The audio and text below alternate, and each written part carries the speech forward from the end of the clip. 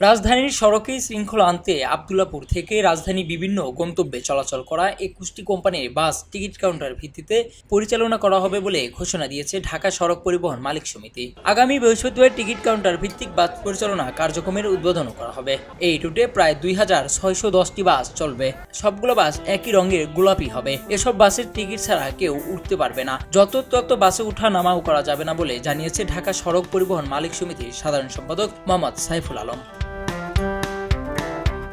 রাজধানীর কাজী নজরুল ইসলাম এভিনিউয়ে সংগঠনটির কার্যালয়ে আয়োজিত সংবাদ সম্মেলনে আরও জানান, নিয়ম নীতির তোয়াক্কা না করে গত ১৬ বছর ধরে ঢাকা শহরে বাস মিনিবাস চুক্তিতে যাত্রী পরিবহন করেছে।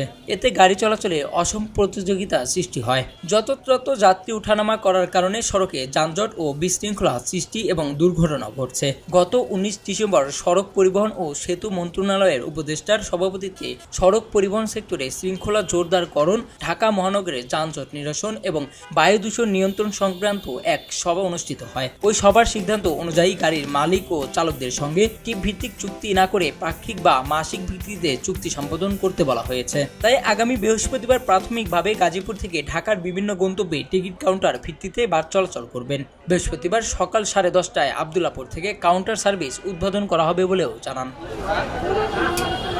চলতি মাসের মধ্যে মিরপুর, গাবতলী, মোহাম্মদপুরে চলাচল করা বাসগুলো টিকিট কাউন্টারের মাধ্যমে পরিচালনা করা হবে। এখন থেকে বাস কাউন্টার পদ্ধতিতে চালাতে হবে এবং যাত্রীদের নির্দিষ্ট কাউন্টার থেকে টিকিট সংগ্রহ করতে হবে।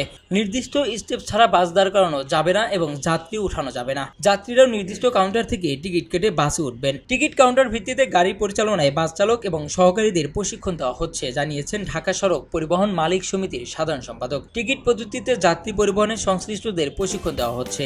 এছাড়াও পরিবহন শ্রমিকরা যাতে যাত্রীদের সঙ্গে ভালো ব্যবহার করেন তাও বলা হয়েছে। সংবাদ সম্মেলনে আরও উপস্থিত ছিলেন ঢাকা সড়ক পরিবহন মালিক সমিতির সভাপতি এম.এ. বাতেন, কোষাধ্যক্ষ এ.এস.এম. খোকন আহমেদ, দপ্তর সম্পাদক কাজী মোহাম্মদ জুবাইর মাসুদ প্রমুখ।